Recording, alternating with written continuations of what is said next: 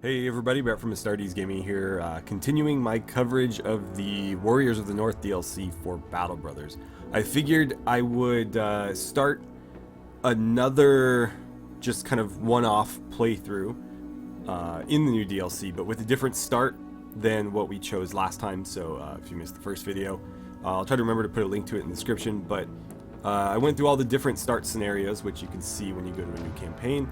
All these different company origins here. There's 10 of them, including the not including random, so 10, and then random is 11.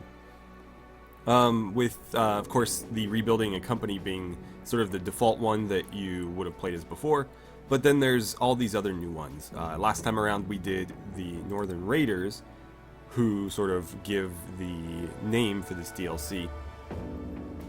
Therefore, you know, I felt like that was the best choice to start with, but I wanted to check out some of the other starts with you as this, you know, DLC kind of comes out. So the DLC should have been out for about 2 days now at this point, so you could be playing it for yourself if you've purchased it.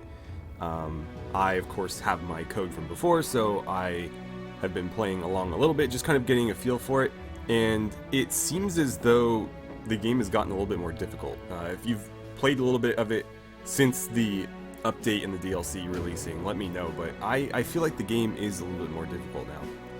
Anyway, we did Northern Raiders last time. This time around I think we'll do Lone Wolf, because this is probably the most unique of all the different company origins. A lot of these are basically just different varieties of like 3 or 4 characters you can start with. There are a few exceptions, of course. The Peasant Militia gives you an entire 12 men to start with, and it even allows you to bring a few extras into battle. So most parties can only bring 12, at least for the player. This one allows you to bring 16, and it starts you with 12. That one is probably the most unique.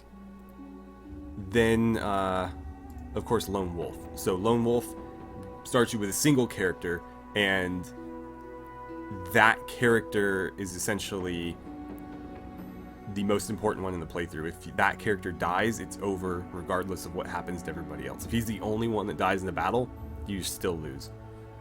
So I'm gonna go ahead and play with this one. This is the most difficult, I believe, or at least one of the most difficult. Yeah, it's not really working there. Okay, so yes, they are sorted by difficulty, and this is the most difficult, so let's try it. Battle Brothers, I'm not going to bother with a company name. Let's see, sure, I'll do this one. Doesn't matter what late game crisis we pick, because we're never going to see it. We'll do Veteran, and High Starting Funds. Alright, the Lone Wolf. You walk the stands of a jousting arena. Moldy fruits and vegetables litter the floor. Dried blood freckles the seats. And silence fills the air. When you sit, the wood of the place seems to groan in unison, as though discomforted by the haunt of a rare visitor. In your hand is a note. Looking for hardy men. Knowledge of the sword preferred, but all welcome. It's an old note. Its purpose long since served. But what draws your eye is the price offered to the task. More crowns than you could muster in 5 tournaments. If this is the coin to be earned, then to hell with the joust and the sparring. But you're not one to suit up for some other captain's orders. With all that you've earned over the years, you imagine you could start your own mercenary band just fine. And that's what I'll do.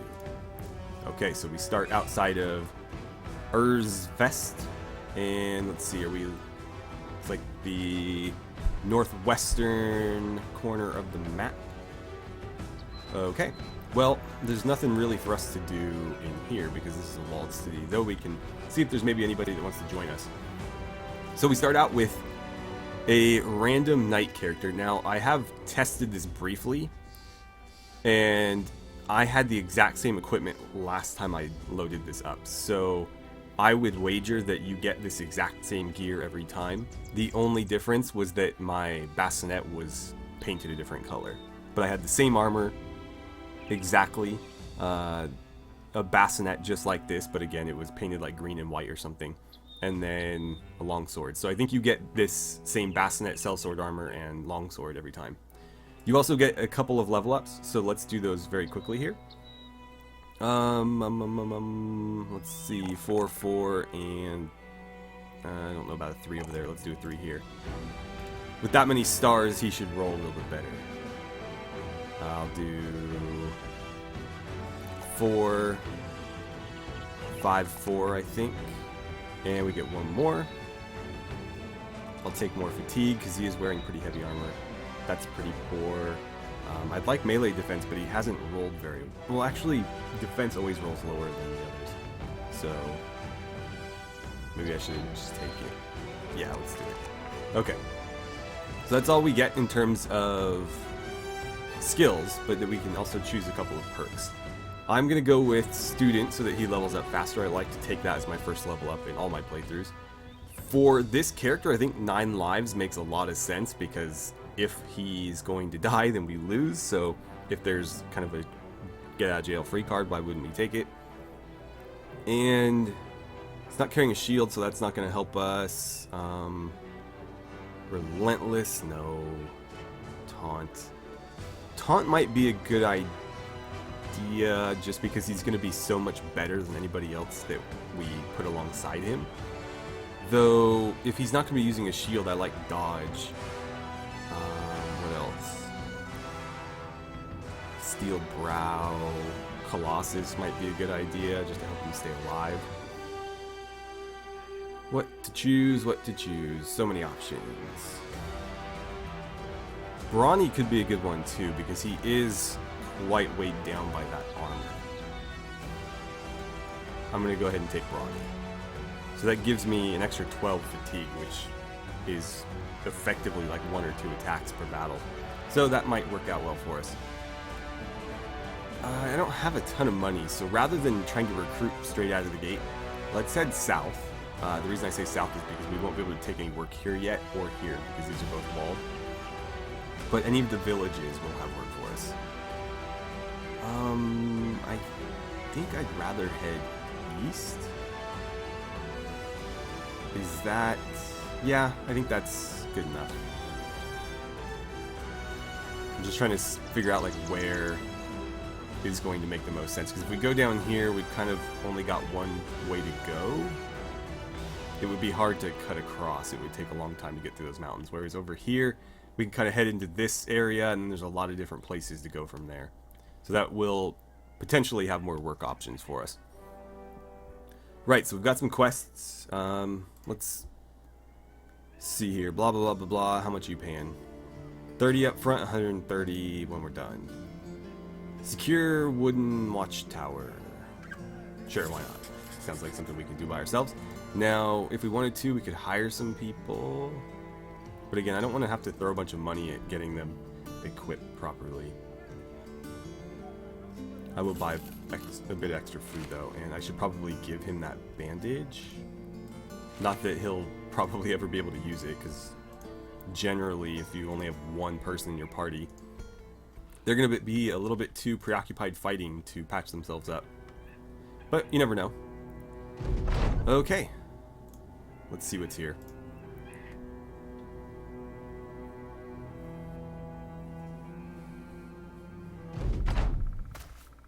Alright, apparently just some wild dogs? Oh no, okay. Some brigands. Some really low-level brigands. Alright, so I've got a longsword. I can overhead strike, I can split, or I can do a swing. That's going to build up a lot of fatigue though. But I guess all of these do. But this will allow me to attack both dogs at once. So 40% on that versus 40 or 49. I think for 9%, let's try to hit them both at once. Okay, so we killed one outright, the other one dodged. Gotta be very careful though, because I'm gonna have like no fatigue left. Alright, keep ducking out of the way there.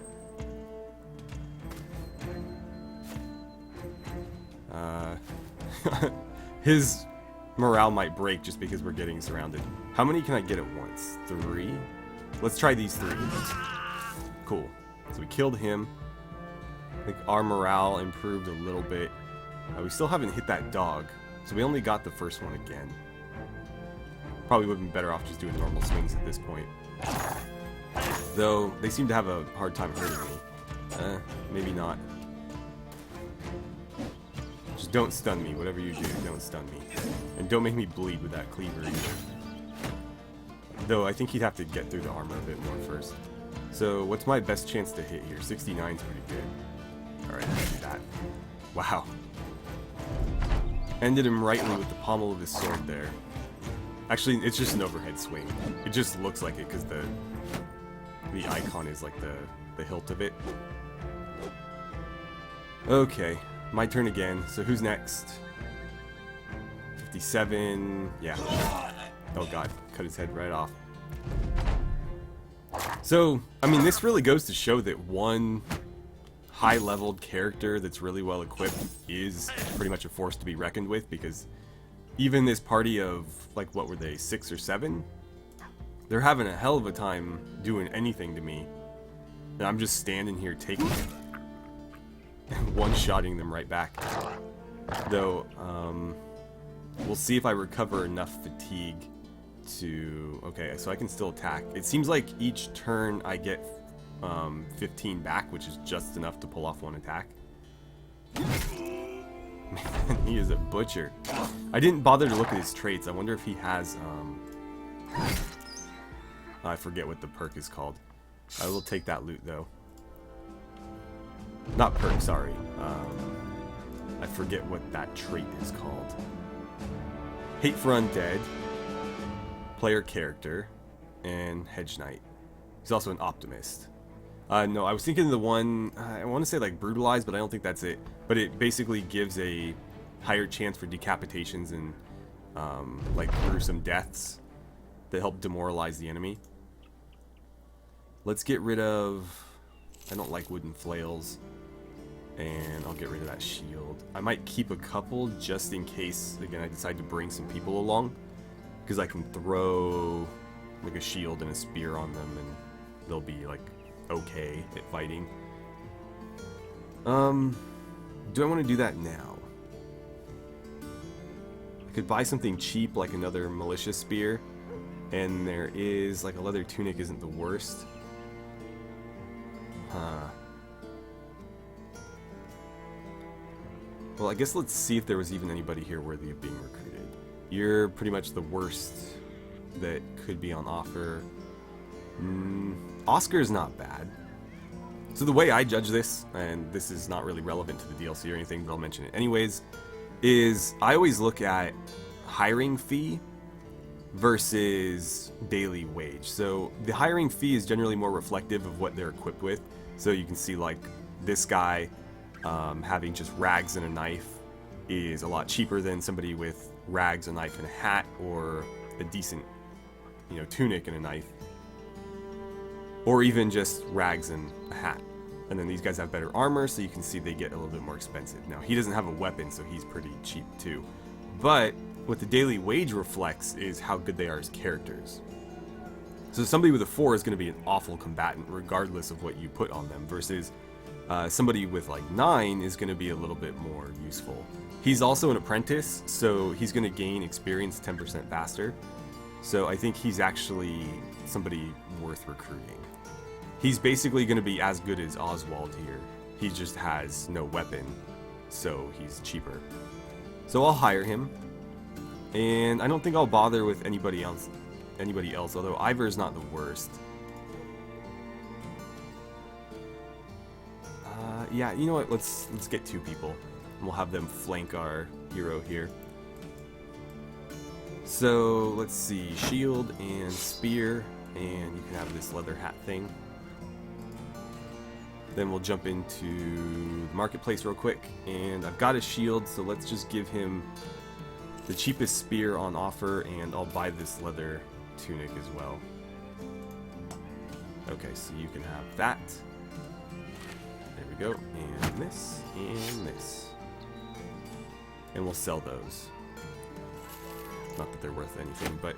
Okay, we've got 3 people now. By the way, I didn't really bother reading through it for this playthrough, but we're only allowed to ever have 12.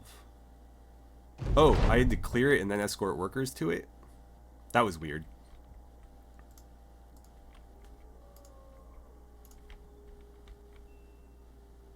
Sure, whatever. Now I get paid. Okay, so what's this about? Delivering a package, huh? 310. I'll accept the offer. You want me to go to Deichstad, about a day to the east. Where, like, how far is that, though?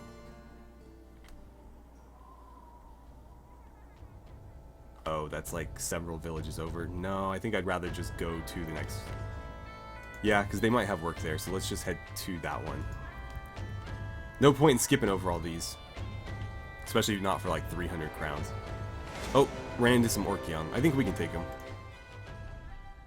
Now, normally I'd play a lot more cautious than this, but I'm not super concerned with surviving or anything. I'm just trying to like show you guys what these starting scenarios are like.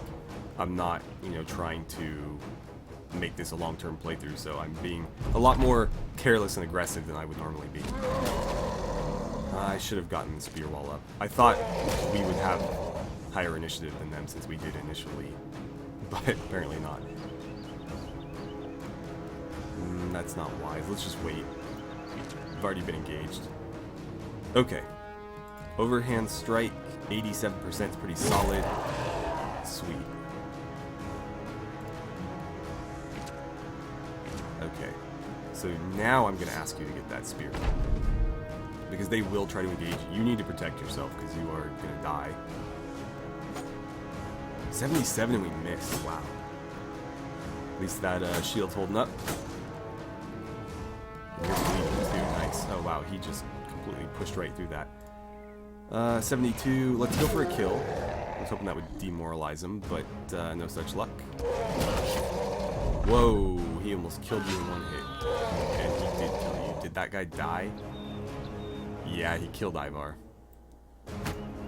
Always worth checking, because sometimes they're not actually dead. If it says struck down, they will come back just with a permanent injury. And my armor's a little bit beat up. Come on, man. Don't let him hit you. I'll keep the shield up. Alright. Do I want to do a swing? 62, 72, 72. Yeah, we got all three of them. Nice. These guys are much easier to hit than the other guys. Ooh, you're basically dead. Oh no. And I'm basically dead with my armor destroyed. 73, 82, 82. I think we're more likely to kill that one. Cool. So that's one out of the way. You cannot seem to get around that shield. Hang in there. Hang in there, you can do it. Oh god. He might bleed out. Crap. Missed on an 82%. That's the second time we've missed a really high percentage chance. And somebody else is down. And I think our main character's about to go. Well, at least we landed that. Well, that's game over.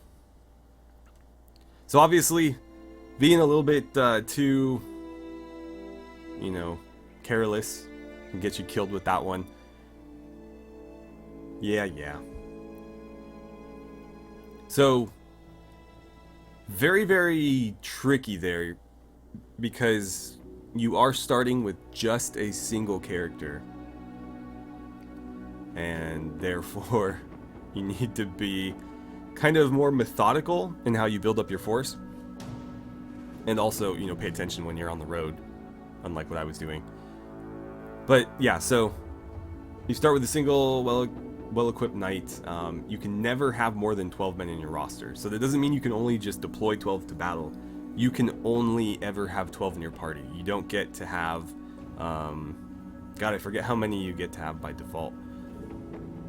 But there's effectively like no reserves. You can put people in reserve, but then you're losing a person in battle. You can't like swap anybody in. So that was the Lone Wolf start. If there's any other starts that you guys would like to see, let me know, because I'm happy to go through them all. When we finish our current Battle Brothers playthrough, I'll start another one. with one of these, but it'll be a proper playthrough. Although I am still interested in doing the Legends mod, which is very similar to this start, where you have like a designated character or characters. But I don't know if that mod is compatible with the DLC yet. That's actually something I need to test, so I will look into that and get back to you guys. But I'm really looking forward to doing that too, because it adds a lot of cool stuff to the game that goes well beyond anything this DLC adds. And I hope that they are compatible, because if I can play that mod but with all the new content added by the DLC, like the new armors and stuff, that would be fantastic. But I guess we'll have to wait and see. So anyways, thank you guys so much for watching. I had a great time playing some Battle Brothers with you. Don't take this as a reflection of my normal gameplay, because again, I'm just kind of jumping in to test it out and not actually trying to be successful. So, yeah, but this is it's definitely a challenging start. I mean, it even says so, 3 skulls with, the default options being a single skull. Though, I feel like as long as you're cautious, it wouldn't really be that hard. If I had just, avoided those orcs, I probably would have been fine. Anyways, thank you again for watching, and I look forward to seeing you guys back here for some more Battle Brothers.